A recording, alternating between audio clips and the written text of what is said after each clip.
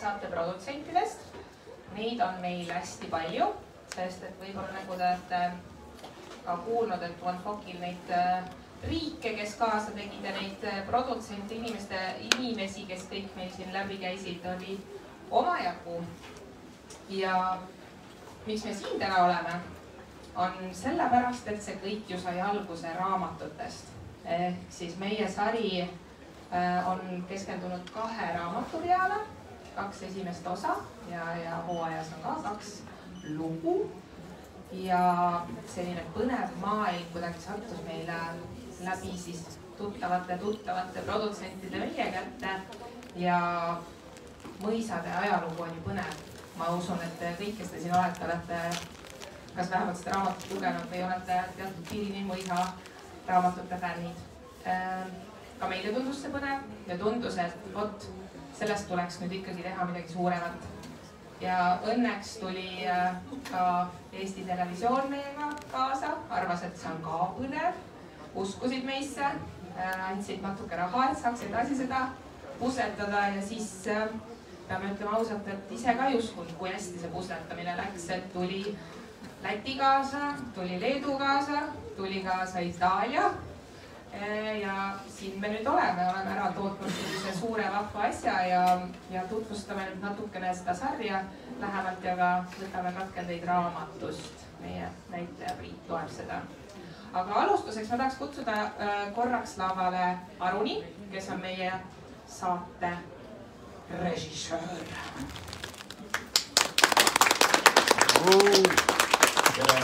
See ei ole saade. See on. Aga hakkame vaatama täna treilerit sellest seriaalist. Mina olen siis selle saate režissöör. Ja tegelikult tahaks öelda Ainile aitäh ka, Ain, kus sa oled? Ain, super, tule, ilma sinuta mul ei oleks tööd praegu. Aitäh sulle. Ja väga tänulik olen tõesti kõigile, kes mind kaasasid sellesse protsessi. Toomas Luhat selle seal selja taga, kes on ennast ära peitnud, Helenile. Samuti ja vaataks ära tegelikult kohe selle treileri ja täna on siis ETV-s kell 8 ka siis olemas, et olete kõik vaadata ette ja ka Jupiteris on võimalik juba esimest episoodi näha. Aga praegu panekski käima siis selle treileri ja vaataks üle, millega see tegu on.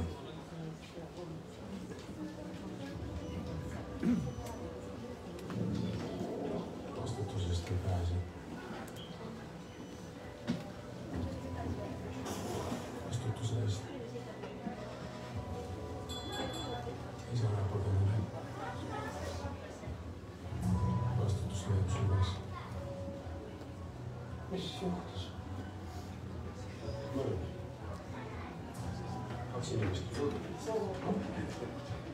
Sa võid siis olema kahtes olnud otsa. Mis tegid sind? Mõtlemist kultuurisüsteemi, mis on ohtu. Rõõm ohtu. Rõõm ohtu. Mulle tundub, et see rõõmustega nii käes.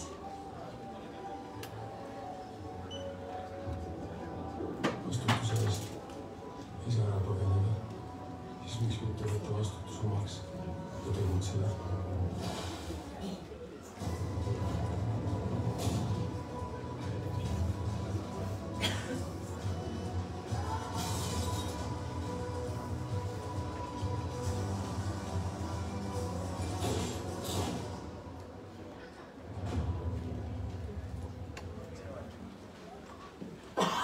Pilt oli miskipärast väga tume ja mitte midagi polnud kuulda.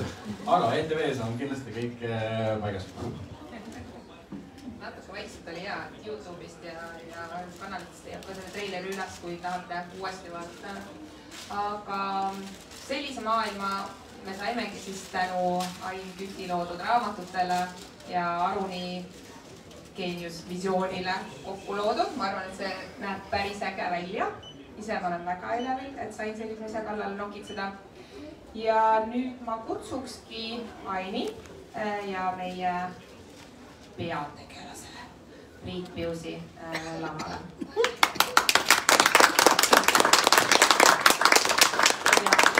Ja peale seda asja saame ka autogramme, mõlemad härrad kindlasti, keda see huvitab, kas siis raamatusse või plakatisse. 1-2. Tere. Nii, mis me siis teeme siin? Ain. Meil on siis plaan vist lugeda teile mõned lõigud. Võib julgelt tõsta käega, kes on raamatuid lugenud. Aha, väga hea, et siis teile neid spoiler alert ei ole. Aga mõned kakendid on siin esimesest raamatust välja valitud ja siis mina neid siin katsun lugeda. Olen ju omandanud vastava hariduse. Aga iseasi, kas see kõik on vilja kandnud ja siis Ain kommenteerib natukene seda lõiku ja seda ajastut ja seda konteksti, ütleme ka võib-olla siis seda konteksti, et kust see lõik siis konkreetne pärineb ja siis võib julgelt küsida ka küsimusi. Eelkõige võib-olla ongi, et kui on tekib küsimusi, siis võib kohe pigem julgelt küsida. Kas hakkame pihta? Jaa, on ju. Ain, äkki siis ütleb mõne sõnaga, et see esimene lõik, mis on välja valitud, et mida me võiks teada? Siin tuleb mängu nüüd selline tegelane nagu Annikõre mõisapreili, siis Maria Juliana von Notbeck, kes on siis üks 3 nii-öelda peategelasest kogu selles loos. Ja tema on nüüd natukene teistsugune mõisapreili, kui ehk on traditsioonilised mõisapreilid, siuke 18. sajandi esimesel veerandil. Ja kui Priit on selle lõigu ära lugenud, siis ma räägin täpsemalt, et kes tegelane ta selline nagu on ja mida nagu selles mõttes, kui teda nüüd ekraani peal näha on, et mida siis tema puhul nagu ka ehk tähele panna ja miks ta nagu siis ka just selline nagu on, et miks ta ei ole nagu selline klassikaline mõisapreili, vaid on natukene siuke omamoodi kiiksuga tegelane. Kas mind on hästi kuulda ka?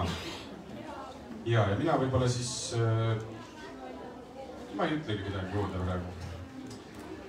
Ratsanik jõudis pärale, peatudes Focki meelehärmiks just nimelt tema kõrval.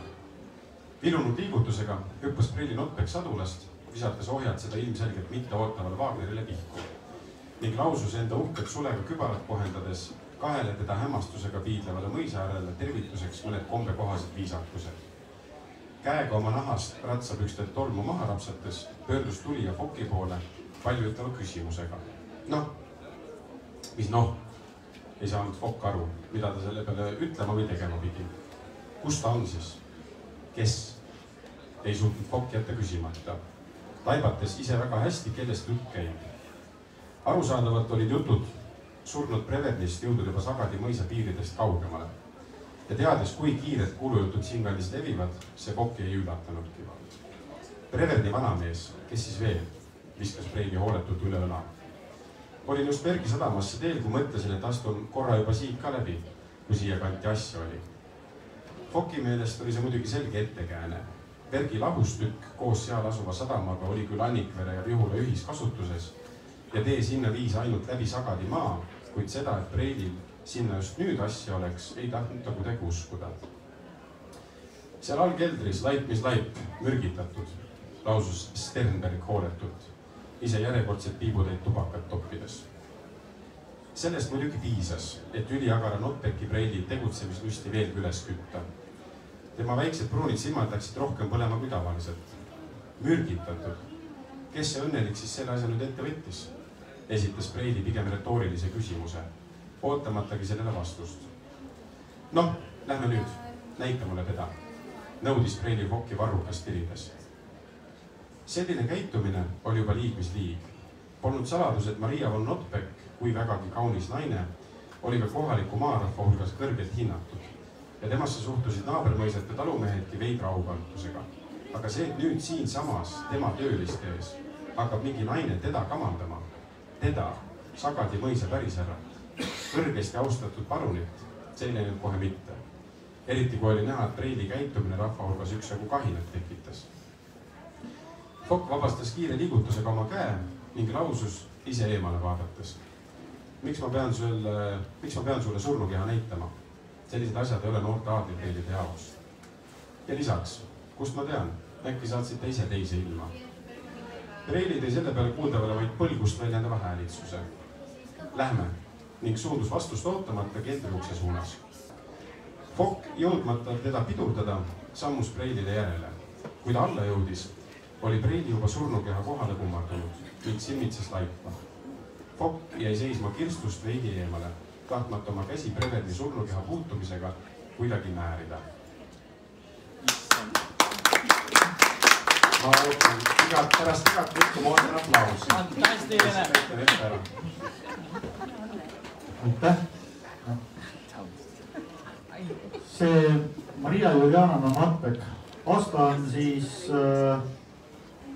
raamatust 1828 on korralik mõisaaeg Eestis ning naisterahvastel ei olegi selliste asjadega mitte mingisugust asja, kuskil mingisugust mõrva uurima hakata või midagi muud selle laadset nagu tegeleda. Tollane ühiskond absoluutselt ei aktsepteerinud sellist asja.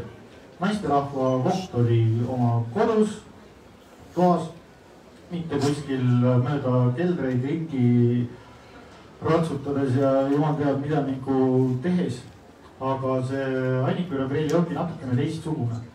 Ta erineb selles mõttes nagu klassikalisest mõisaprellist väga mitme omaduse poolest. Üks põhjus on see, et esiteks ta on oma isa ainukene tütar. Mis tähendab seda, et kui tema isapäevad siin ilmas loetud saavad, siis saab temast Annika mõisa omanik. Mingil põhjusel arvatakse, et meil Eestis nagu naismõisa omanikke üldse ei olnud. Tegelikult neid oli väga-väga palju, aga selle kõige asja juures oli üks konks, nagu ka näiteks Annika Preili puhul, et selle mõisa omanik on ta täpselt nii kaua, kui ta abiellub.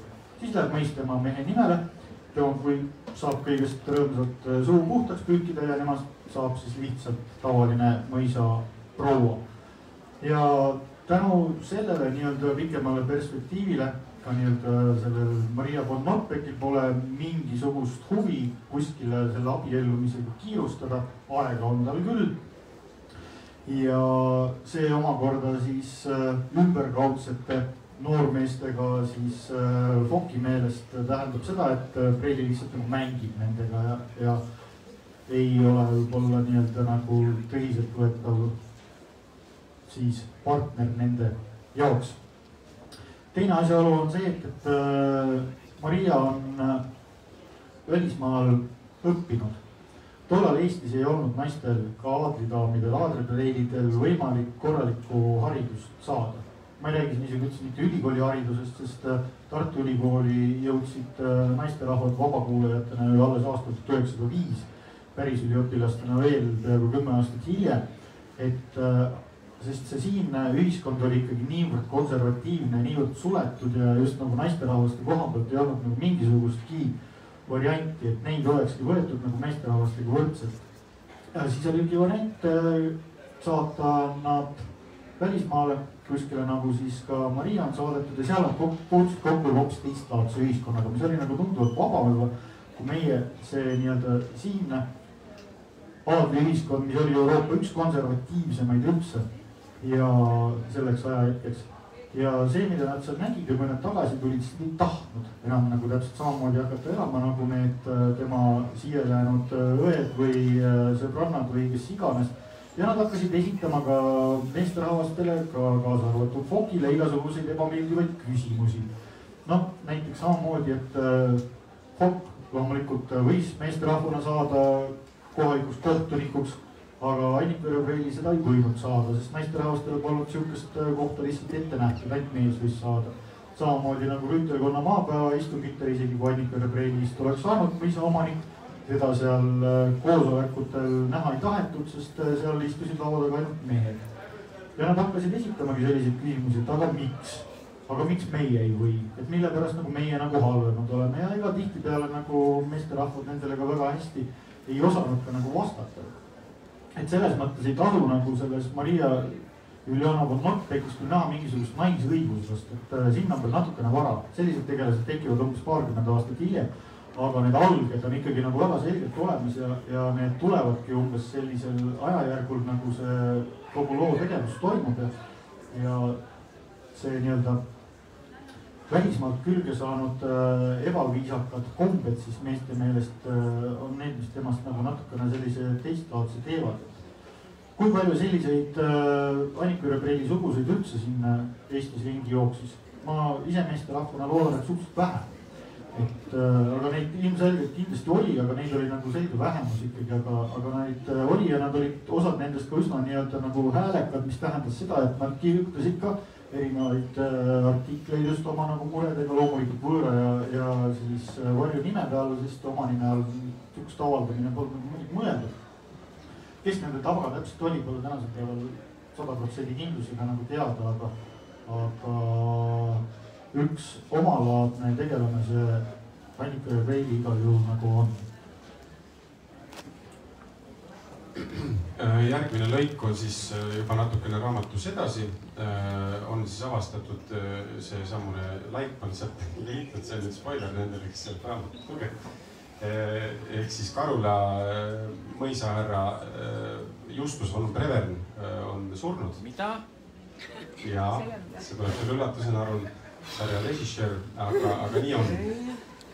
Ja siis Fokk on siis enam uurimisega jõudnud siis sinnamaani, et või noh, õigupoolest uurimisega ei ole veel jõudnud kuhugi, vaid ta siis on läinud Karula mõisasse seda teatama, seda uudist siis Karula mõisa prouale. Fokk hingas sügavalt sisse ja andis hobusele kannuseid. Häärberi ees jättis ta hobuse mõisateeni hooleks ning astus trepile. Enne veel, kui ta ukseni jõudis, avanes see ja välja astus Karula mõisa vanaproua Elsa von Brevern isiklikult. Nii, sisse mind siis ei kutsuta, mõtles Fokk. Selline käitumine oli selgelt ebaviisakas ja tulijat alavääristav, kuid Fokki jaoks kõike muud kui üllatav. Fokk kummardas kombe kohaselt ning tervitas temast mõne sammu kaugusele seisma jäänud löhetast daami. Vähem kui 50 eluaasta kohta nägi Elsa von Brevern küllaltki nooruslik välja, mida ei saanud öelda paljude temaga samast seisusest eakaaslaste kohta. Vastu tervitamise peale proua aega raiskama ei hakanud, vaid päris otsekoheselt. Mis toimus? Fokk oli oodanud kõike muud kui sellist küsimust. Tähendab, Karulas oldi juba asjadega kursis. See andis Fokkile ka vastuse, miks proua musta loori kandis. Igal juhul sai kinnitust tõsiasi, et uudised levivad siin kandis kiiresti. Vaikselt prouale otsa vaadates otsis Fokk sõnu. Mida tal oligi öelda, kui tal polnud õrna aimugi, mis toimunud oli? Vasta, nõudis proua häält tõstes. Teie poeg, alustas Fokk ettevaatlikult. Ma tean, kraaksatas Elsa Fokkile vahele. Kus ta on? Minu oandu Karjamõisa keldris, armuline proua. Mul on väga kahju. Viimast ütles Fokk endalegi üllatuseks täiesti siiralt. Vastaspoole ei näinud seda aga kuidagi mõistvalt. Minu poeg, sinu räpases keldris. Paistis, et see tuli prouale üllatusena. Ma küsin sinult, mida teeb minu kõrgelt sündinud poeg sinu haisvas keldris. Ma tõesti ei tea, lausus Fokk täiesti ausalt ja silmi maast tõstes. Proua läks aga sellise vastuse peale selgelt endast välja. Tule taevas appi, mis mõisaääre sa selline oled, kes ei tea, mis tema valdustes toimub. Äbarik oled sa eluaeg olnud, aga seda, et sinu süül minu poeg oma elu kaotas, seda ei anna ma sulle iialgi andeks. Fokk astus rabatult sammukese tagasi. Ma kinnitan, proua, minul ei ole teie poja surmaga mingit pistmist. See on mulle samasugune vapustus nagu teilegi. Ma tõesti ei oska vastata, kuidas Justus minu keldrisse sai või kuidas ta oma otsa leidis. Fokki siirus näis prouat hetkeks ehmatavalt. Oli aga selge, et nii lihtsalt külaline tema käest ei pääse.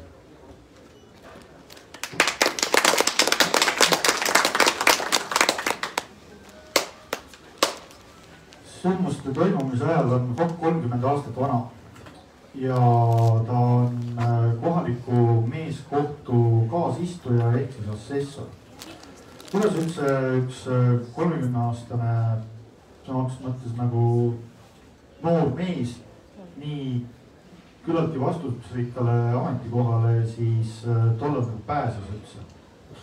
Tollane Eesti kohtusüsteem siin Eestimaa osas siis oli suhteliselt sarnane tegelikult meie praegusele kohtusüsteemile ehk väga põhimõtteliselt oli selline 3-astmeline, kui meil praegu on siis maakohus, ringkonnakohus ja siis riigikohus, siis tollal oli see kõige madalam instants, mida nimetati ka adrakohtuks, mis tegelikult rohkem täitis küll sellist politseifunktsiooni ja mis koosneski siis ühest valitud mõisnikust. Teine kohtuinstants, meie mõistes siis nii-öelda ringkonnakohus, tollal ta nimetati neid ringkondasid distriktideks, et siis näiteks Lääne-Virumaa jagunes siis 2 distriktiks, Ranna-Viru ja Maa-Viru, et Fokk oli siis Ranna-Viru meeskohtu liige ja see koosnes siis juba 3 kohtunikust ehk siis 1 eesistujast ja 2 tema abilisest ehk siis assessorist. Ja need valiti siis rüütelkonna maapäeval lihtsalt häälte enamusega, et siis kohalike mõisnike hulgast. Igaüks võis oma siis kandidaati esitada ja siis hääletati ja kes siis rohkem hääli sai, siis vastavalt sellele need kohad seal siis jaotati. Fokk oli õppinud juurat, lõpetanud Saksamaal Heidelbergi ülikooli ning need tegelased, kellel oli nagu selline hariduspagas nagu olemas, siis need üritati ikkagi nagu sellistesse ametitesse ka sokutada. See ei olnud väga ihaldusväärne amet. Selles mõttes, et sealt ei tulnud mingisugust väga korralikku sissetulekut, vastupidi, need viidsid ainult raha välja, sest suurem osa rüütelkonna ametid toimisid kõik nii-öelda honoris causa põhimõtted, ehk siis kulud pidid sa nagu ise suuremat pealt katma. See oli rohkem sinu jaoks nii-öelda nagu esitusamet ja ega väga neid pidada ei ihaldatud, aga ta siiski oli väga mõjuvõimas, ehk siis selles mõttes, et seda võimu ja väge oli, aga üks asi oli see, et kui tõsiselt, nagu siin ka näha on, siis Kalula vanaproua seda noort äsja ametisse pandud kohtuliiget väga tõsiselt ei võta. Ja see oli ka üks selline probleem just nendele noorematele kohtunikele, et neid ei tahetud nagu väga tõsiselt võtta, et mis sina poisina aga nüüd tead, hakkad minu üle nüüd kohut mõistma, et see tundus nagu kuidagi väga nagu kohatu olevat ja see võttis harjumisega ikkagi nagu tükk jupp maad aega, enne kui see ükskord nagu teadvusesse jõudis. Kõige kõrgem kohtuinstants siin Eesti alal oli siis ülemaakohus, mis asus siis Tallinnas Toompeal ja mille eesistujaks Fokk oma elu lõpus siis ka tegelikult jõudis, oma päris elus siis. Ja see oli siis siin koha peal nagu kõige kõrgem, edasi võis kaevata ka Veterburgi senatisse, aga seda tehti ka suhteliselt harva. See meeskohus uuris juba selles mõttes nii mõrvajuhtumeid, uuris kõikvõimalikke mõisnike omavahelisi kraaklemisi, tülisid, piiritülid olid sellised suuremad lahkarvamusi tekitavad asjad, mida ikka jälle üles kerkis, kõikvõimalikud võlad, see on hulgas nii kaardimängu võlad kui muud kõik sellised asjad. Kui oli tegemist väga suure juba summaga, seal oli teatud ulatusest piir ees, et siis need läksid automaatselt juba ülemkohtu otsustada, et neid meeskohus ei otsustanud, aga siuksed tavalised kellegi võlgu jäämised, neid pidi siis klaarima juba siis kohalik meeskohus ja kui oli väiksem selline probleem, kas või mingisugune piiritüli, keegi oli seal kuskil oma piiritulbad oma aruga lihtsalt edasi tõstnud või mis iganes ei saadud seal mingi asjaga kokkuleppele, siis ka see nii-öelda meeskohtu kohtunik andiski siis näiteks assessorile ülesande, et kuule, lahenda see asi ära, et mina ei viiks sellega tegeleda, et see on siuke väiksem asi, et ei pruukinud ka siukest väiksemate asjade puhul nagu see kolleegium kolmekesti kõik nagu otsustada, et kui oli tõsisem asi, siis nagu küll. Aga selles mõttes meie nagu tänapäeva Eesti kohtusüsteem on hästi palju sellest Balti-Saksa mõisa aegsest kohtusüsteemist üle võtnud ja on ka tänu sellele nagu suhteliselt sarnane. Kas on vahepeal äkki tekib küsimusi? Nii nagu ikka eestlastega ei ole, väga hea. Väga hea. Järgmine lõik on siis, sündmused on arenenud, Fokk on siis, käib läbi siis ümbruskonna mõiseid, et siis panna natukene pilti kokku, et mis juhtus. Ja on jõudnud siis Palmse mõisniku Paaleni juurde. Palmse mõised me vähemasti enamasti kõik teame, et seal me oleme ikkagi käinud. Lihtsalt fun fact, filmi kontekstis on, me kasutame Palmse mõisat Vihula mõisana. Saite kõik aru, sest mul endal on lihtsalt segasus. Sest Vihula mõisat ei saanud, seal me ei saanud päriselt filmida, kuna seal on nii palju ikkagi, on kõik see spa tegevus ja nii edasi. Aga Fokk on jõudnud siis Palmse Paaleni juurde. Ja siis nagu Ain ütles, et pigem oli siis assessorit oodata selliste piiritüli küsimuste, selliste asjade lahenduse, selliste asjade... Sa saad hakkama? Ma saan hakkama. Usu endast. Sellises asjus, aga Palmse Paalen siis natukene nüüd kohe üllatub. Fokil polnud täna aga vähimatki huvi seda vaidlust uuesti üles võtta. Eriti arvestades seda, kuidas reageeris Paalen sõnale naabrihärra. Põlastav näoilme rääkis enda eest. Kindlasti tuleb Üllikjärve küsimuses lahendus leida, aga see ei ole tänase päeva teema. Mul oleks mõned küsimused seoses Karula Breverniga. Seda nime siin majas suhu ei võeta. Paalen oleks justkui heridaselt nõelata saanud. Käsi rusikasse surudes maandus ta kiiresti tagasi oma tooli. Oli selge, et Paalen oli toimunud sündmustega kursis. Vanamehe ärritust arvestades polnud aga ilmselt suurt lootust siit midagi tarka teada saada. Täiesti nõus, paras talle. Loomulikult oli ta nii selle, kui rohkemgi veel täiesti ära teeninud.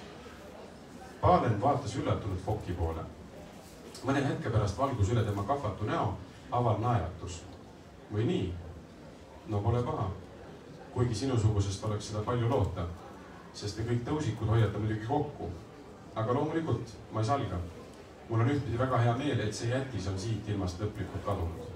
Vabandust, mis mõttes ühtpidi?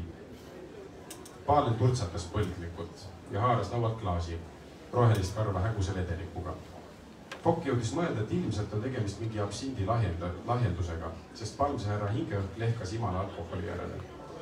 Vaadates Paaleni olekut, oletas Fokk, et see pole teps nüüd esimene klaas tänasel päeval. Paalen silmitses põlgliku pilguga Fokki. Kui enne oli mul veel mingigi lootus oma pihta pandud raha kätte saada, siis nüüd on see üks suur null. Kui suur see lootus siis tegelikult oli? Oligi üks null. Kuidas saavad sellised sead üldse meie riigis mõisamalikud olla? Võllas on selliste koht. Kuuled? Võllas. Paaleni hääl hakkas selle tiraadi peale kähisema ja selge ülepingutus tõi kaasa kuiva katkendliku köha hoo. Toolita ennast üles ajada siiski viitsinud ja Fokil oli selle üle hea meel. Samas märkas Fokk, et Paalen üritab kramplikult istuda nii, et teda nähtaks vaid ühed poolt profiilis.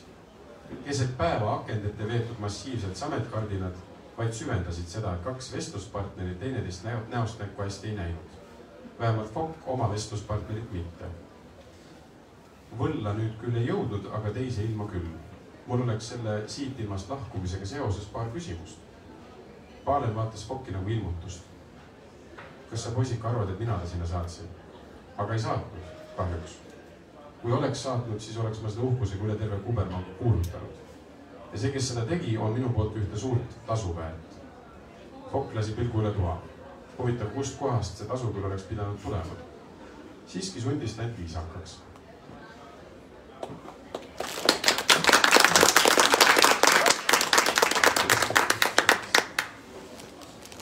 Siin oli korra mainitud ka ühte sellist piiri probleemi ehk siis Üllikjärve probleemi, mis oli Sagadi ja Palmse vahel hästi pikka aega üheks tülijõunaks.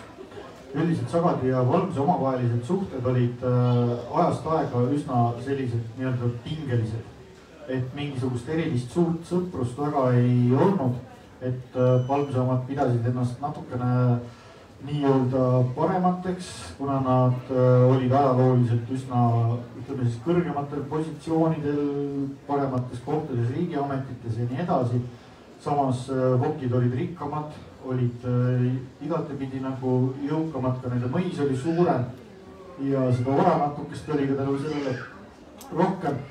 Ja need suhted pingeliseks jäid tegelikult kuni peaaegu päris mõisa aja lõpuni, et ehkki aeg-ajalt abielluti ka vahepeal, kui oli nii-öelda nagu helgemaid hetki seal, aga mingisugust suurt sõprust nende kahe vahel ei olnud ja need piiritülid ja üksteise kohtusse kaebamised olid suhteliselt tavalised nähtused. Üks probleem oli veel. Ja see tuleneski nagu siin kuulda oli, et Paalen nimetas siis Fokki tõusikuks. Et tollased Eesti aadlikud põhimõtteliselt loeti nii-öelda nagu kolme klassi. meil ei ole Eestis olnud kõrgaadlikke, ehk siis meil ei ole olemas hertsogeid, meil ei ole vürste, meil on küll olemas krahvid, aga krahv ei ole selles mõttes olnud nagu kõrgaadli tiitel meil. Selle sai igaüks endale osta, kas või näiteks Austria keisrikojast, kes tahtis eputamise eesmärgil. Et meil olid kõik mõisnikud alamaadle esindajad ehk siis parunid. Ja ka nad omakorda jagunesid 3 klassi, siis millal nad olid selle aadlitiitli siis nagu saanud või millal nad olid siis nagu Eestimaale saabunud. Et kõige nii-öelda nagu vanemaks ja siis väärikamaks loeti siis vähemalt teatud seltskonna meelest, eeskätt just ka Palmsepaaleni suguluste meelest, neid, kes olid tulnud siis Eestisse või saanud aadlitiitli enne aastat 1561, kui siis Eestimaa alistus Rootsile. Et sinna selle seltskonna hulka kuulusid siis ka paalenid. Siis oli teine klass ehk siis Rootsi klass, kes olid siis aadlitiitli saanud ajavahemikus 1561 kuni 1710 ehk siis Rootsi ajal ja sinna kuulus siis Fokk. Ja kolmas oli siis Vene klass, mis oli ka kõige väiksem, kes olid siis aadlitiitli saanud pärast 1710. aastat. Ja nüüd need vanemad, nii-öelda need pärusaadlikud, need pidasid neid nooremaid nii Rootsi omasid kui ka Vene omasid siis väga pikka aega tõusikuteks. Et selles mõttes tihtipeale sellest paari põlvkonna järel küll loobuti, aga oli neid, kes ei tahtnud sellest loobuda ja paalenid olid ikka need, kes tuletasid ikka nagu fokkidele meelde, et nad on ikkagi nagu tõusikud, et kuigi nad olid juba mitusada aastat iseenesest nagu aadlikud olnud, aga see vimm ja ütlemine oli seal asja juures ikka nagu sees. Et kui korra selle Üllikjärve probleemi juurde tulla, siis selle üle käidi vähemalt 3 või 4 korda väga tõsiselt kohut. See on pisikene järvekene täpselt Palmse ja Sagadi mõisa piiril ja see piir jooksis läbi järve. Jooksis niimoodi, et Sagadi poolele jäi umbes 40% ja siis Palmse poolele 60%. Mõlemad pidasid seda järvekest enda omaks. Ja asi lõppes 1864, kui kohus põhimõtteliselt andis fokkidele natuke suurema õiguse, siis Paalen vihastas ja ta lasi selle järve lihtsalt käsmu lahti tühjaks. Ja tänasel päeval ei ole seda järve enam olemas. Seal on niisugune korralik parasjagu siiamaani veel üksjagu soostunud selline alakene ja mingisugust head mälestust maastikupildist temast enam alles ei ole, et selline üsna tüüpiline kraaklemine kahe selle mõisa vahel ja on selge, et see Paalen ei võtnud Fokki kui kohtunikku väga tõsiselt tänu sellele aeg, et omavahelised asjad olid vaja nagu ära klattida ja veel üks noor poiss tuleb teda nagu õpetama, et siis see ei mahtunud talle ikka nagu väga hästi pähe. Sündmused on jälle edasi liikunud. On olnud raju uurimisöö, võib selle kohta niimoodi öelda. Ja siis järgmine stseen leiabki aset siis pärast seda, kui Fokk koos siis oma mõisavalitseja Wagneri ja koos siis Preili Notbeckiga on käinud öösel Karula mõisas. Karula mõis oli siis see, kus see Prevendid elasid ja on sealt üht-teist leidnud ja on varajane hommik. Külalistuppa astudes tabas Fokki üllatus.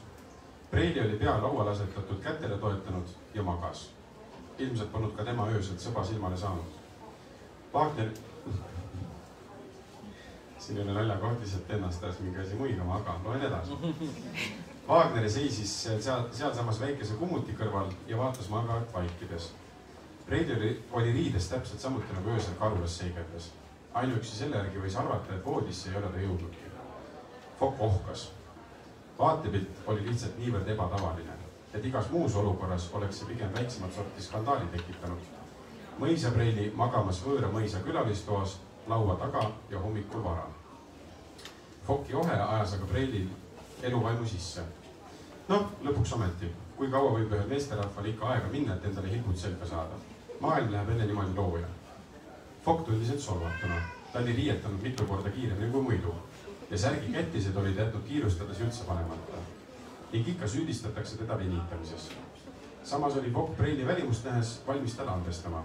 Muidugi juhul, kui Preilil midagi asjalikku teatada oli. Kogu see kupatus on läbini võlts. Preili kookis põuest välja karulast kaasa võetud 100 pataka ja lajatas selle heleda plaksuga lauale. Uneväsimus oli tema näod kui hetkega pühitud. Viimne kui üks. Fokk haaras laualt rahapaki ja lehvitas seda mõtlikult käes. Kindel. Enamgi veel, aga hästi ja ka kavalalt tehtud. Igast seeria numbrist on 6 kuni 8 tähte. Kõigid samad numbrid, osavad pakitud, jooksevad kõik segamini ja 2 sama numbriga rahatähte pole pakis kuskil kõrvuti. Wagner vaatas üksiti Fokki käes ikka veel lehvivad patakat ja küsis mõtlikult. Aga ehk on siiski vähemalt üks igast numbrist õige rahatäht. Sama mõte oli tulnud ka Fokki pähe. Oleks ju kavalam olnud segada õigeid ja valesid kupüüre omavahel nii, et ebaausate leidmine oleks keerukam. Preili oli aga endas kindel. Kindlasti mitte, vaadake siia. Preili kookis taskust väikese pudeli ja taskuräti. Tärpentini katse. Aeglaselt kallas Preili rätikule veidi tärpentini ja hõõrus selle kui Fokki käest haaratud rahatähtedest. Näete, heledam hall tuleb sellega maha.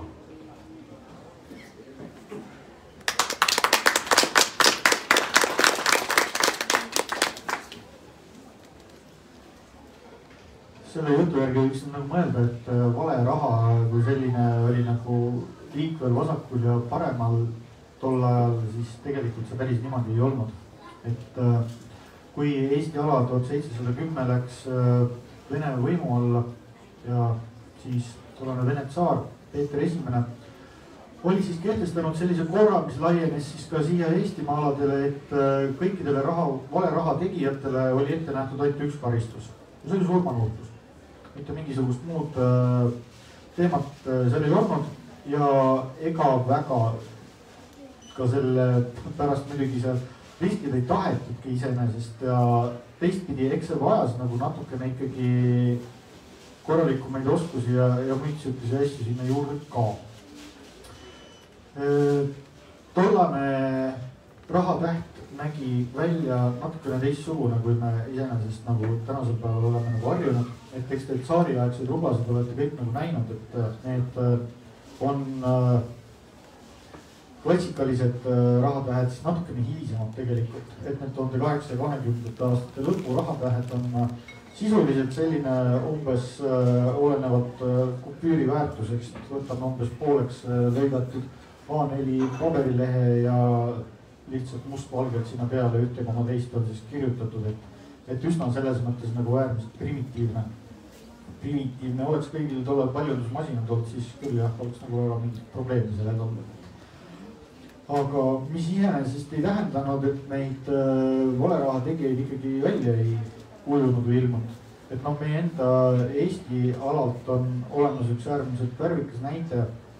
1790. aastate alguses ostis tänasel päeval siis Raplamaale jääva tollal Järvamaa piiridesse jääva Vahastu mõisa üks Saksamaalt tulnud riigiaadlik nimega Kumpnecht, kes kauples siis riigilt välja endale privileegid, et ta rajab sinna Inglise tehnoloogial põhineva terasetööstuse.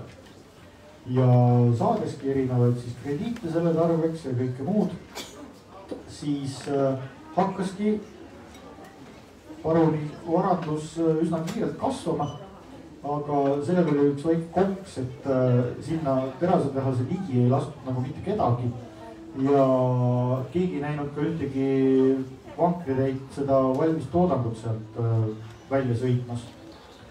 Ning siis nii mõningagi pealekaebamise peale hakati teda siis jälgima ning selgus, et tegemist on siis valeraha trükikojaga hoopiski. Ja seda valeraha siis ei turustatud üldse siin samas Eestis, vaid läbi sõjaväe peaasjalikult tollase Poola alade peal. Ja sealt läks siis see juba mujale laiali ja asi lõppes sellega, et tüüp võeti kinni muidugi.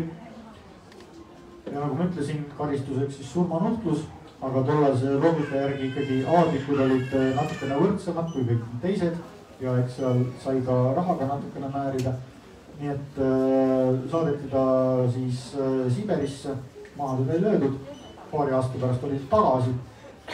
et millega ta siis tegeles, ei tea, tema jäljed kaovad ja ma ei ole ka leidnud rohkem tema kohta mingisugust teemat. Tõenäoliselt ta läks siit Eesti alalt kuskile mujale siis minema, et selles mõttes on niisugune üks värvikas näide, et kuidas ikkagi valeraha tegemisega tegeleti.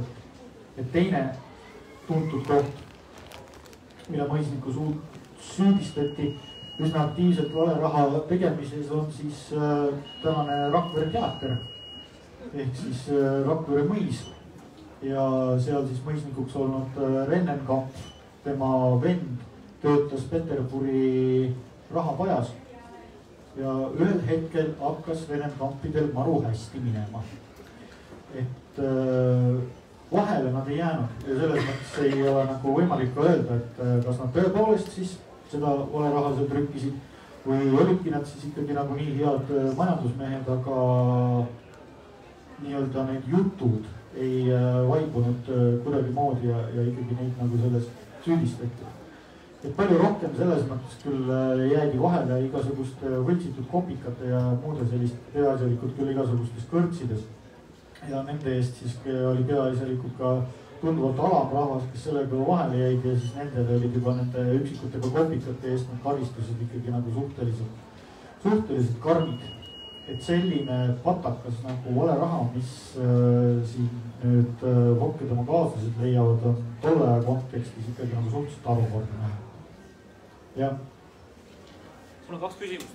Millal üldse tuli paberraha Eestis käibele? Ma tean, et vist esimene, kes selle paberraha nagu tõi välja, oli Rootsi, eks? Aga ma ei ole näinud Rootsi paberrahasid nagu Eestis käibel olevat, eks? Ja teine küsimus on mul selle kohta, et mis on tüüpiline karistus nagu selle valeraha võltsimise või raha võltsimise eest, et kui me näeme sinna pangamuuseumis, siis me näeme seda, et seal pannakse nagu see tina või sellesse sulaõlisse on ju, aga mis saari all oli? Sest see oli Rootsi all. Toodi ülesse. Aga see paberraha küsimus? See on ikkagi Rootsi aegne. Vähemalt selles mõttes, et Rootsi võttis kasutusele paberraha. Jah, kui palju teda, tegelikult maailmas võttis esimesena Prantsusmaa kasutusele. Aga selles mõttes, et kui palju teda Siimail nüüd ringi liikus, seda kohta on natuke keeruline. Aga saari aeg oli siis palju, millal, mis ajast? No Vene võim tuli 1710. Sellest ajast tuli paberraha? No selles mõttes, et paberraha kasutati ikkagi, jah. Ain vastas ära, aga ma oleks ka tegelikult teadnud seda.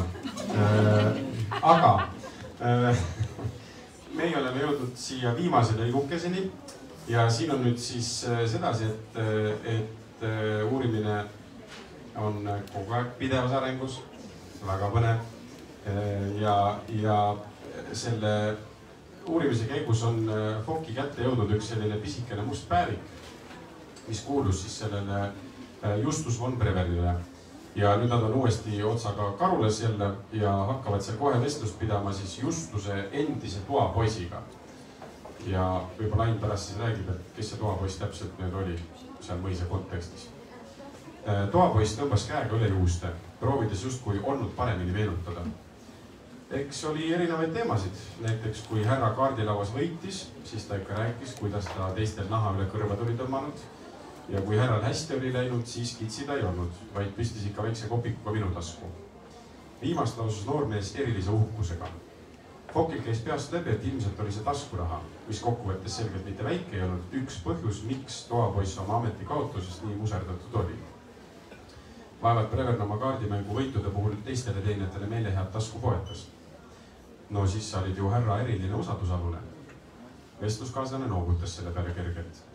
Nüüd kookis Vokk taskust Breverni väikese musta märkmiku. Kas see on sulle tuttav? Toapoiss heitis pilgu märkmikule ja vaatas seejärel Vokkile otse silma. See on minu härra kaardimängu märkmik. Kaardimängu. Ühtpidi polnud Vokk üllatunud, kuid teisalt vihastas teda, et ta ise selle peale ei tulnud. Just nimelt. Härra märkis ja kõik oma võidud ja kaotused. Toapoiss tõmbas kopsud õhku täis ja lausus siis uhkusega. Ja nii mõnigi sissekanne on siia minu tehtud. Vokil pidi märkmik peaaegu peost pudenema. Sa siis tead, mida need numbrid ja tähed siin tähendavad. Ootusärevus jooksis üle Vokki selja. Kas tõesti saab lõpuks selgus, mida see seosetu tähtede ja numbrite jada tähendab? Kas tõesti on siin märkmikus peidus võti juhtumi lahendamiseks? kas ma nüüd just kõike tean, aga põhimõtet tean küll. See on tegelikult üsna lihtne. Fokk avas märkmiku suvalisest kohast ja näitas seda toapoisile. Ülemine rida näitab, kus ja millal mäng toimus. Näiteks siin 3/9 V märgib, et Vanamõisas 3. septembril. S30 ja miinus lõpus näitab, et Sternberg võitis härralt 30 rubla. D20 ja pluss, aga et teenid kaotasid härrale 20 rubla. Ja siin on kirjas, et 2/3, seega andis härra 37 rubla kaotanud Päärile 2 nädalat aega võlg ära maksta. Ja miks sina siia märkmeid tegid? No, vahel oli härra koju jõudes üsna purjus ja siis ta lasi mul kirjutada. Ise muidugi ütles, mida kirjutada.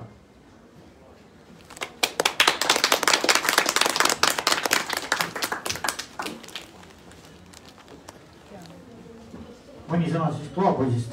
Et toapois kuulus siis mõisa härra nii-öelda ümardajate või siis teenrite hulka. Mõisas oli hästi palju selles mõttes liikvel härraste majas siis erinevat teenija rahvast, nii naisterahvaid kui meesterahvaid tunduvalt rohkem kui iseenesest seal vaja oleks ehk ka olnud. Et iga väiksemagi selles mõttes nagu eriülesande tegemiseks võis olla ka oma, et abimees, et ei olnud niimoodi, et üks ja sama mees nii lõhkus puid, küttis ahjud, kui viis välja tuha, et neid võis ametimehi ollagi täpselt 3, et üks lõhkus puud, teine tõi küttis ja kolmas siis hoolitses, et ahjud oleksid puhtad, et tulenevalt siis parasjagu mõisast. Et ka Sagadis oli see teenijate arv nagu üsna suureks tegelikult paisutatud. Et kui mõisa asjapulkade hulka lugeda kõik need köögitüdrukud ja köögimamslid ja teenijaplikad ja siis kokapoisid ja toapoisid ja kõik iganes, et siis neid võis olla 20 ja rohkem ühes mõisas ka ametis. Noored naisterahvad reeglina olid siis proua juures teenija ametis vallalisena, kui nad abiellusid, siis seda ametit enam ei peetud. Reeglina nad valiti siis härrasrahva enda poolt välja, et peaasjalikult just ilusa näolapi poolest oli siis võimalik sinna ametisse saada. Ega see ei olnud väga ihaldusväärne ametikoht, et nendesse suhtuti ka külades natukene siis teistmoodi, et läheb ikkagi sinna Saksa juurde, et siis sul on see nii-öelda nagu Saksa lõhn juures, et sa ei ole enam see päris nii-öelda nagu meie. Et see ei olnud nii-öelda nagu hirm ihaldusväärne ametikoht, et kõik oleks käsi püsti sinna nagu ilmsesti tormanud. Et mis puudutab näiteks nii-öelda mõisa siis oskusametid, on siis näiteks ka kokk mõisas. Siis kui sinu ema oli kokk, siis üli suure tõenäosusega lõpetasid ka sina seal samas köögis mõisa kokana ja ka sinu lapsed täpselt samamoodi, et need kõik reeglina olid selline põlvest põlve edasi jahtavad ametid, et kuskil kutsekoolis ju selles mõttes ei käidud, et neid õpetatigi siis põlvkondade kaupa siis edasi, nagu nad tollal siis kombeks olid. Aga mõni sõna sellest kaardimängust ka, et kaarti neile meeldis mängida hirmsat moodi. See oli peamine ja kõige toredam ajaviide ja mängiti siis alates sellest vanusest, kui käed suutsid kaarte käes hoida, kuni selle vanuseni, kuni käed suutsid kaarte käes hoida. Et mängud olid siis kahte moodi, olid rahapeale mängud ja mitte rahapeale mängud. Et kui rahapeale mängiti, siis mängisid ka naised, ei olnud niimoodi, et naised ei mänginud, aga ühe klausliga, et sama laua taga ei mänginud sama mõisa siis abielupaar, et mõisa härra ja mõisa proua. Et ühtepidi see, et seda ei loetud viisakaks, teistpidi see, et vältida ka omavahel kokku mängimist ja muud sellist asja sinna juurde, et siis sel juhul mängis kas üks või teine, et see ei pruukinud alati ilmtingimata just mees ka siis olla. Nemad blackjacki ja pokkerit ei tundnud, nemad mängisid natukene teistsuguseid mänge, mis olid täpselt sama ajuvabad ja lihtsad ja labased nagu needki. aga nendest tollal mängitud mängudest on tänase päevani elujõuline sisuliselt ainult vist Baccarat, et teised on suhteliselt tunnustuse hõlma vajunud, et Ameerikas mõnel pool lõunaosa riikide kasiinodes mängitakse ka sellist mängu nagu Faro, mis on suhteliselt sarnane sellele mängule, mida mängiti siin mõisates, et täpselt samamoodi, kuidas võis 10 minutiga ennast hästi lagedaks mängida kõigest, mis sul oli. Et eks sellist jutlust nagu mäng mõisa peale on ikka kuuldud, et aga tegelikult mõisa panusena kaardilauas välja panna ei olnud ametlikult lubatud. Et mõis ei olnud see kivist majakolakas kuskil pargipuude keskel, vaid see oli tohutult suur territoorium, tohutult hulga vallasvara ja kõige muu sellisega, et see lihtsalt oli juriidiliselt nii maru keeruline, kui seda kõike oleks hakatud nagu tegema. Et siis pigem nagu selles mõttes, kui mingisuguse nii-öelda maatüki peale mängiti, siis oligi mingisugust metsatükk, mingi lahustükk, mingi selline osa oma mõisast, mida oli nagu selles mõttes lihtsam juba vormistada. Mis ei tähendab muidugi seda, et mõisa peale mängimist ei olnud, seda ikka oli.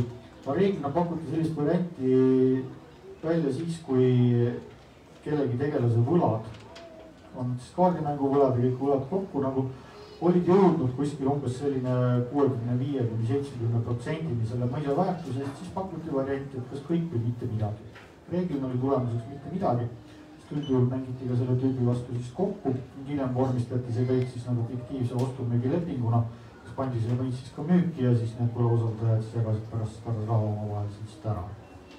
Et Eesti üks suuremaid mõisu, Hiiumaa suuremõisa mõis üks uhkemaid, millest Stenbock kaardilauas maha mängis ja keeldus sealt siis välja kolimast, kui Stenberg ütles, et välja vihkasid. Aga neid nii-öelda erinevate üksikute objektide peale mängimisi on küll ja veel teada ja tuntud, et üks selline tore koht on nüüd siis tänapäeval Lääne-Virumaal, kus on kaks mõisa suht kõrvuti, Lehtse ja Pruuna ja mängisid nemad omavahel siis veel 20. sajandi alguses kaarti ja Lehtse mõisa omanduses oli üks väga ilus järvestik, Jussi järved ja ühe nende Jussi järvede peale, Veinjärve järve peale ning kaotas selle järve. Pruuna mõisnik ehitas sinna järve kaldale ilusa uhke suvemaja endale. Mille peale Lehtse Paru kaebas ta kohtusse, teades, et tema maa peale on ehitatud mingisugune maja. Et tema kaotas kaardilaual küll järve, aga mitte järve kallast ja koristagu see maja sealt ära. Nii läkski. Pruuna Paru ehitas selle siis vette vaiede peale. Vaied on siiamaani seal püsti.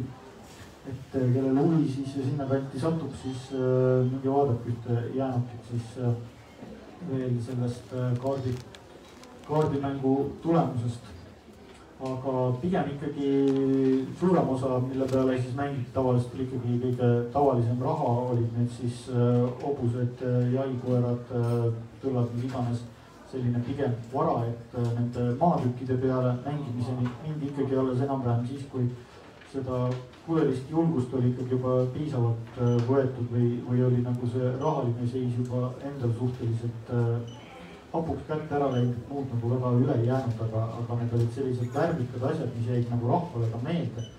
Siis ka talurahvale ja see, kui see muutus nagu toimus, et siis selles mõttes see nii-öelda mõisa peale mängima see termin ikkagi nagu väga selgelt kinnistus ja on meil tänavuse päeval ikkagi kaardimängu üks väga korraliku sünonüümina ju tegelikult nagu olemas. Ärge teie mängite. Lõppu ka moraali. Nii, sellega on siis meie poolt pakutav teile peaaegu läbi saanud. Kas küsimusi on? On. Ja palun. Ma korjasin kohe mitu küsimust kokku ja küsin kõigepealt Aini käest, et see puudutab nüüd ajaloolist tausta, sest ega ma väga palju ei tea. No, Von Fock on teada, et ta oli reaalselt eksisteerinud isik. Milline see tema isiklik elu oli? Kas see Preili Notbeck ikkagi, kas nende vahel toimus midagi ka päriselt ajaloos? Preili Notbeck päris sellisel kujul teda ajalooliselt olemas ei ole. Tal ei ole selles mõttes nagu prototüüpi, et see Preili Notbeck, et ta olekski nii-öelda nagu värvikam, kirjanduslikum tegelane, on siiski, nagu ma ütlesin, kokku pandud erinevast mitmest nagu naise tüübist. Et sellist tegelast, et kus need asjad omavahel nagu kõik kokku klapiksid naisterahva puhul, et ongi tulevane mõisapärija, et ta on saadetud välismaale õppima ja kõik muud need asjad sinna nagu juurde, et sellist konkreetset nagu näidet nüüd naabruskonnast ja konkreetselt nagu Annikverest ajalooliselt võtta ei ole. Et on ikkagi selles mõttes nagu kirjanduslikult kokku kombineeritud kuju mitmest tol ajal elanud mõisapreili siis nii-öelda nagu tüübist. Et ta ei ole otseselt jah, nii-öelda nagu, et Fokk nüüd täpselt sellise tegelasega seal nüüd selmis, ehkki Fokkile naised meeldisid küll. Järgmine küsimus. 5 raamatut on nüüd tulnud. Kas tuleb veel? Ja 2 raamatu põhjal on lugu nagu sündinud telesse ja kas sealt ka lisa on loota? Kui palju rahakott võimaldab? Raamatud jah, on plaanis veel teha. Et sel aastal ei tule. Sel aastal natuke teised plaanid. Filmi kohta mina ei oska öelda. Filmi kohta saab ka öelda nii palju, et sel aastal teistest raamatutest ei tehta. See on õige. Aga noh, tulevik on lahtine. No lootus jääb järelikult. Oleneb ilmselt sellest, kui hästi me vaatame ja kui... Isegi sellest ei ole. Kahju. Eesti on ikkagi paraku nii väike riik, et see tegelikult oleneb veel mõningast muust asjast veel, aga ikkagi lootust võib-olla, et on. Aga kas on veel küsimusi? Ja sealt tagant. Räägi seda ratsutamise lugu ka siis. Võib-olla juba see... No olen mina siis hobuse selleks. Ja sa mõtled siis seda kukkumislugu, jah? Ikka. No vot, ja oligi hobune ja sealt alla ma kukkusin ja kõik, kes on kunagi hobuse pealt kukkunud, teab, mis tunne see on. Aga mis siis valesti läks? Valesti läks see, et puudus piisav pädevus. Selles mõttes on tõesti nende hobustega naljakas, et selle filmi tegemise jooksul ka, et kuna me filmisime nii Eestis kui Lätis kui ka Itaalias, et siis Eestis ja Lätis oli nii-öelda see hobune mul sama. Kuigi see mind maha kukutasti, aga ühesõnaga Itaalias oli teine hobune, et kõik need loomad on ikkagi niivõrd erinevad ja kui sa ei ole harjunud ikkagi konkreetse loomaga, siis noh, tegelikult sa ei tunne teda. Ja igasugune, ütleme, ka treening etapis oli see, et see looma tunnetus, noh, kuidas ta tahab nii-öelda seda, et see kui tugevasti seda tõmbama peab või nii-öelda natukene kannust andma, et see on hästi erinev. Ja parasjagu sellel päeval oli see hobune kuidagi hästi niimoodi käima aetud. Et noh, seenis oligi vaja kiiresti, me kuskilt kappame kohale ja hüppame maha ja kiiresti väike dialoog ja kiiresti hobuse selga kiiresti edasi. Aga see oli minu jaoks natuke ootamatu lihtsalt ja siis ma põhimõtteliselt pidurdasin, ta hobune tegi kõike seda, mida ta tegema oleks pidanud, ta nagu kuulas mu sõna, aga mina ise ei olnud selle kiirusega harjunud ja siis oligi, et ta kiiresti kappas, kiiresti pidurdas ja ma sain aru, et ma ei jõua seal peal enam ennast kinni hoida, siis ma kuidagi mõtlesin, et ma lasen, vaatan, mis tunne see on, et lasen nagu vabalt minna. Aga see oli õige otsus, et ta oli selline nagu kukerpall, et ma hoidsin nendest ratsmetest kinni. Ja mina tean seda sõna, kontrollisin, et kas teie teate. Hoidsin kinni ja tegin nagu sellise kukerpalli või tireli või salto moodi asjanduse ja maandusin. Käis korra üks korralik ragin läbi selgroo, aga siis tõusin püsti ja saime edasi filmida. Ja see hobune nüüd konkreetselt, see läks nagu saslõkiks, aga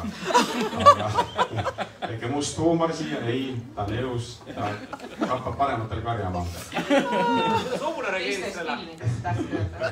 Mida? Kuidas hobune sellele reageeris? Ta ei raaliks? Hobune... Ei, hobune tegelikult ei pannud seda rääkis nüüd üks treener siis küll, et kui hobune teeb ise midagi pahasti, siis ta mõnikord tunneb ennast halvasti. Aga kuna hobune ei teinud ise midagi pahasti, siis ta ei tundnud ennast halvasti. Et see ei olnud see, et ta hakkas lihtsalt terutama, vaid ta ei saanud aru, et miks mina tema sellest maha kukkusin. Tema tegi kõik, mis talt oli palutud, aga ta ei saanud aru, et miks mina nii-öelda nagu, miks mina oma tegu ära ei teinud. Võib-olla hobuste kohta natuke täpsustused ka, ka, et me tegelikult tõime, need on Läti hobused. jah. Ja miks me siis nii kaugelt pidime kõik need loomad kohale tooma, et tuleb välja, et ei ole niisama, et võtad suvalise hobuse ja annad näitlejale. Tuleb välja, et see on spetsiaalselt treenitud hobused, kes ei karda kaameraid ja kes suudavad kõike seda teha, et mulle kui produtsendile esimest korda hobuste eelarvet nägin, et ma pidin korraks maha istuma, mõtlema ja helistasin stsenaristi ja küsin, kas nad tõesti peavad kappama igal poolele. selles mõttes ei tasu nagu, ma olen seda päris fokk käis ka vähemalt ühte korda, ma tean, et hobuse seljast alla ja pärast seda oli väga-väga tükk aega lokanud igal juhul. Ta oli natuke vanem kui sina sel ajal, kui ta alla käis, kui sõitis sagadist altjale, sealt tee otse niimoodi alla mere poole, et siis samamoodi lendas üle kaela sealt välja. Ma suudan samastada temaga. Nii, sealt veel 2 kätt, sealt tagumine enne siis. Ain, kas ka Vihula mõis oli see mingil hetkel, mis maha mängiti kaartides? Jah, selles mõttes, et seda on Vihulamat ka ise väitnud jah, et ta samamoodi pärast siis vormistati lihtsalt fiktiivne ostumüügileping. Need samas mõttes, need fiktiivsed ostumüügilepingud on hästi lakoonilised ja selles mõttes, et kui nagu õige ostumüügileping nagu kõrval panna, siis on näha, et midagi on seal nagu viltu. Aga Vihula vist, kui ma ei eksi, aasta oli vist 1805 või 1806. No, mis see räägib? Kuskil niimoodi. Üks küsimus oli veel, mis siin ees ka, jah? Preili Notbecki osatäitja oli itaallane, nagu ma aru saan. Kuidas on mängida, kui partner, no ütleme eesti keelest ei jaga muhvigi, et mis keeles te suhtlesite või noh, mingisugune selline vestlus ja niisugune eelhäälestus ju toimub, eks ole? See vestlus toimus inglise keeles ja tema siis platsi peal ka kõneles inglise keeles ja siis sedasi see käiski. Ja ta mõnevõrra keerukas on, sellepärast et noh, kui sa keelt ei oska, milles sa näitlema pead, et siis ta ikkagi lisab, ütleme eelkõige võib-olla siis sellele itaallannale lisas nagu raskust aru saada just, mis tema ümber toimub.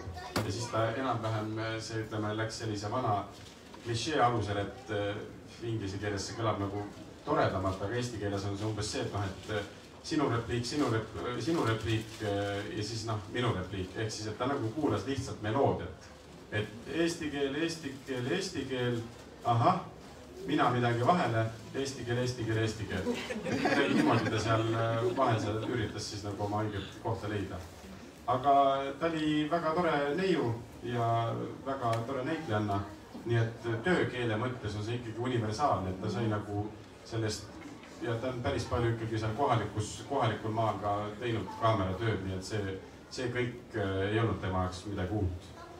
Ja et ühtegi sellist väga lõbusat fopaad ei juhtunud selle keele barjääri tõttu?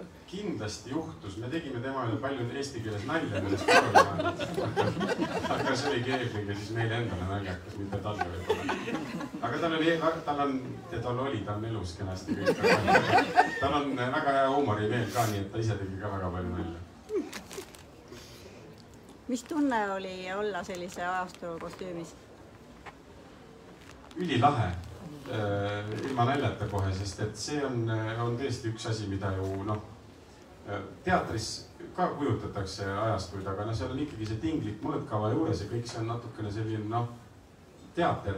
Aga siin oli meil erakordselt hea kunstnik Lätist, Martin Strauper, jah, kes oli täiesti hiilgav. Ain saab seda kinnitada sellepärast, et see, mis ta Sagadi mõisas näiteks ehitas siis need põhitoad üles, palju meil neid ruume oli siis Foki kabinet, oli, kuidas seda elutuba, oligi elutuba, kutsutaksegi elutoaks. Ja siis söögituba ja siis ka selle Foki magamistuba. Et see, kuidas ta suutis need ruumid ellu äratada, oli täiesti emakeele päeva peal, ei taha inglise keelt kasutada, aga mind-blowing. Et seal oli tõesti ja kui seal veel teened ka ringi askeldasid ja ise olid selles kostüümis, et seal oli midagi väga lummavat ja selline, ma ei tea, kui palju nüüd sellest kujundusest sinna Sagadisse üldse jäeti või jätta sai. Aga õnneks seda vähemasti siin selles teleseriaalis küll, et minu arvates see keskkond ärkab väga ilusasti ellu. Et kogu see selline mõisa ümbrus, sellised talupoed toimetavad, hobused liiguvad, teened liigutavad ennast ja et ma arvan, see nagu äratab selle ajastu küll väga kenasti ellu, et äkki seda on sama tore vaadata, nagu seal sees oli olla. Mul on küsimus Aile, et nüüd see mõiste, et nüüd mõisa peale mängimine. Kuidas see tähendas, kas siis kogu vara ja kõik inimesed ja kõik hooned ja kõik või on seal mingi olnud ka sellised pärast kohtuvaidlusi, et kuule, et ei. Meil on seal vaidlus ikka võis olla, aga selles mõttes tähendaski kõike ja seepärast seda ei lubatud teha, et see on juriidiliselt kohutavalt keeruline. Et olenevalt veel enne aastast Eestis 1816 või selles mõttes ka veel nii-öelda talurahvas kuulus nii-öelda nagu mõisnikele, et mis tekitas omakorda väga hoopis teise mõõtme sinna juurde. Seda üritati nagu väga-väga vältida. Et seda eest võik ka karistada saada, kui sa tegelikult seda nagu tegi. Ehk siis see loeti nagu kehtetuks. Et see põhimõtteliselt ei ole nagu aktsepteeritav ja et lahendama asjad nagu teistmoodi ära. Et eks seda ka katsetati kohtute kaupa aeg-ajalt nagu ja noh, toome hästi jabura näite veel tegelikult, mis on, läheb natukene teise nagu kategooriasse, mingil määral on selles mõttes nagu seotud küll. Et üks suuremaid objekte Eestis, mis on kaardilauad maha mängitud, on Vormsi saar. Ja mille siis Graf Moritz mängis purjus peaga Reinhold von Stackelbergile maha. Tõenäoliselt Stackelberg tegi sohti, millest tulid ka nagu järgmised probleemid sinna juurde. Et tollal siis Rootsi oli, rannarootslastega oli siis Vormsi asustatud ja oli juba ikkagi päris korralik ikkagi Vene aeg. Ja mis need rannarootsi poisid siis tegid, nende kuningaselas oli ikka Stockholmis.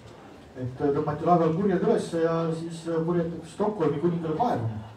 Et ja see Rootsi ajalehtedes tekitas suurt furoori, et kui järsku kuningapoja juurde siis kai äärde niisugune kummaline ja natukene pikast teekonnast rapitud laev saabus ja sealt imelikes riietes ja imeliku aktsendiga rootsi keelt rääkivad tegelased välja ronisid ja kuninga jutule nõudsid pääsemist.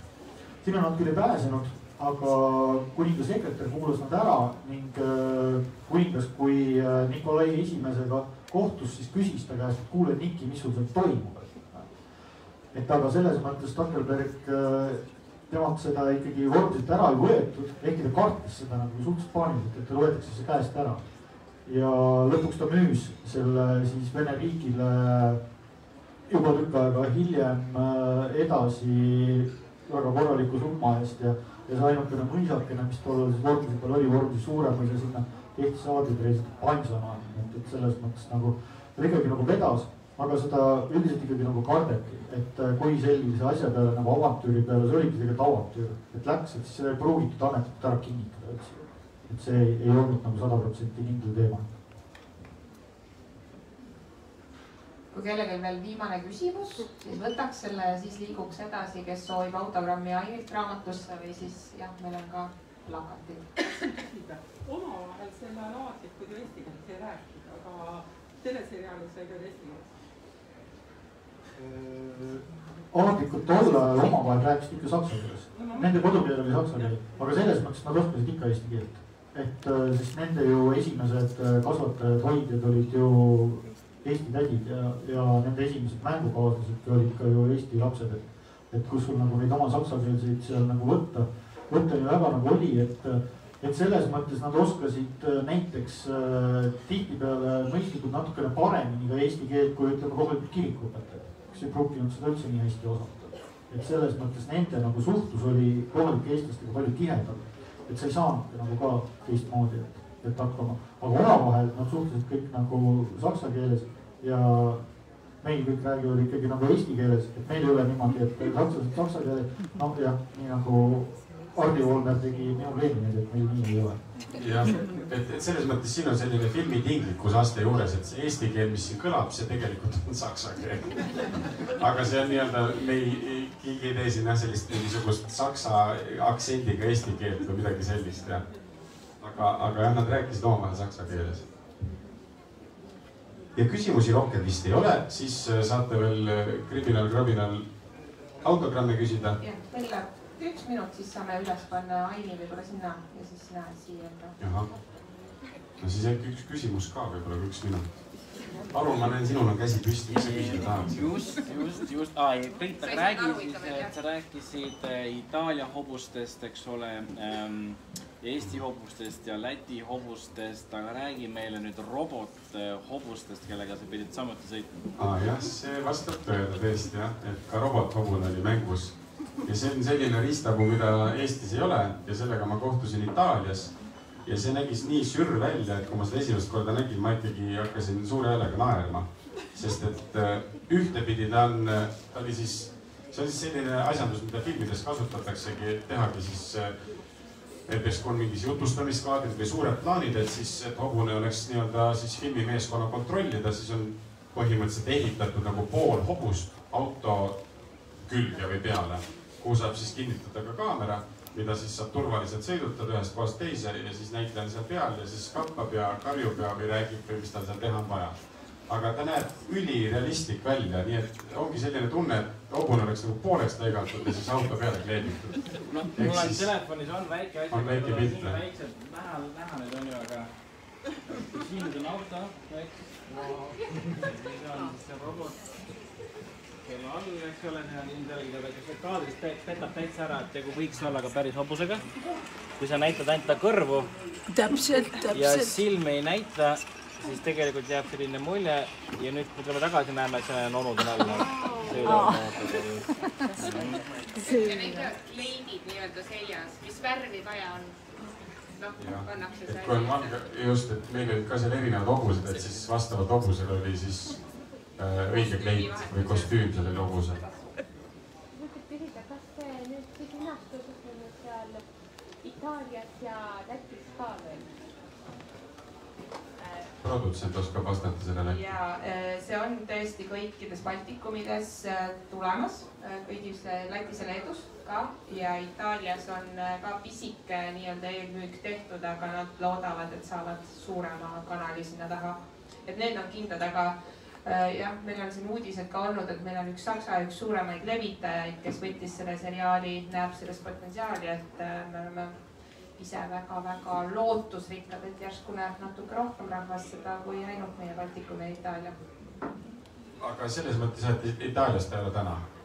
Ja Baltikumis ka ei ole ta ka täna, eks ole. Et ta on ikkagi ainult Eestis. Nii, aga kui on huvi, kas on huvi, siis jah, võib natukene siin kirjutada midagi. Ja aitäh, et tulite.